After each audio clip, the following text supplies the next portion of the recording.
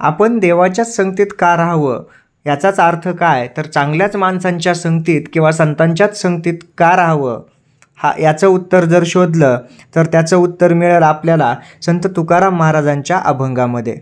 संत तुकाराम महाराज त्यांच्या एका अभंगामध्ये सांगतात, आता ऐसे करू दोघा धरून या मारू, मग टाकीते हे खोडी तोंडी लागली ते गोडी, कोंडू घरामध्ये न बोलूनी जागो बुद्धी, बोलावितो देवा तुका गडियांचा मेळावा.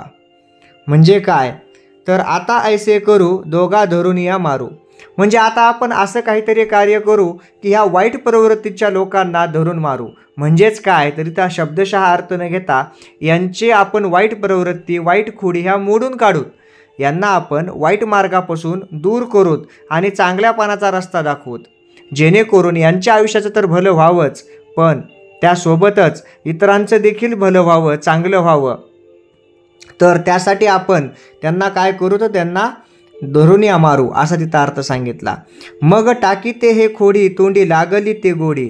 मग असं जर आपण केलं तर हे लोक काय करतील, ह्यांच्या वाईट सवयी म्हणजे ह्यांच्या खोड्या सोडून देतील, वाईटपणानं वागणं हे बंद करून टाकतील, यांना नेहमी चांगलंच वागावं वाटेल. आणि कारण का हे वाईट का सोडून देतील तर ह्यांच्या तोंडाला त्याची गोडी लागलेली आहे वाईटपणाची, आणि मग ही सोडवणं अवघड जाईल. म्हणून आपल्याला स्वतःला कठोर अशी भूमिका घ्यावी लागेल, जेणेकरून यांचं चांगलं होईल. यांना एखाद्याची वाईट सवय लागलेली असेल तर ती वाईट सवय लवकर जात नाही, आणि म्हणूनच आपण काय करू तर यांना जी वाईट सवय लागली ना त्यांची ती खोडी आपण मोडून टाकू. कोंडू घरामध्ये न बोलूनी जागो बुद्धी. म्हणजे काय की यांना आपण एखाद्या घरामध्ये कोंडू म्हणजे काय, यांना आपण एकटं राहू देऊ.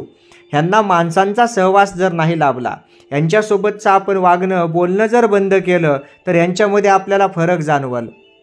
असं केल्यानं काय होईल की यांची बुद्धी शुद्ध होईल, यांच्या मनाला काहीतरी लागल आणि मग हे चांगलेपणाने आणि योग्य रीतीने राहायला लागतील, वागायला लागतील. त्याशिवाय यांना कळणार नाही एकटं ठेवल्याशिवाय. ह्यांना घरामधून बाहेर आपण दूर काढलं पाहिजे, तरच त्यांना त्या ह्या गोष्टींची जाणीव होईल की यांना आता काय करायचंय. बोलावितो देवा तुका गडियांचा मेळावा. म्हणजेच काय तर हे देवाला संत तुकाराम महाराज उद्देशून असं म्हणतात की अशा लोकांसोबत आपल्याला कसल्याही प्रकारचा संबंध ठेवण्याची काहीही गरज नाही. अशा लोकांमध्ये राहून आपलं काहीही चांगलं होणार नाही आहे, उलट आपलं वाईटच होईल.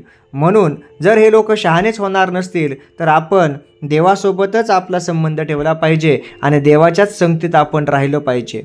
कारण देवाच्या संगतीमध्ये जर राहिलं तर वाईटाचं देखील चांगलं होतं, आणि आपसुकच वाईट मार्गाला ती व्यक्ती तो माणूस वळत नाही, तर त्याला चांगली सद्बुद्धी चांगली बुद्धी हा तो देव देत असतो.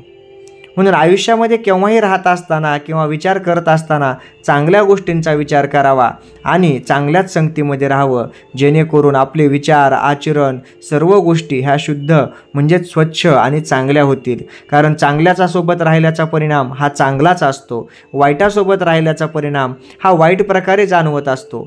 म्हणून वाईट वागण्यापेक्षा वाईट राहण्यापेक्षा चांगलं राहणं कधीही चांगलं, जेणेकरून देवही आपल्यावर प्रसन्न होईल आणि आपलंही आयुष्य सुखकर आनंदीमय चांगलं जाईल.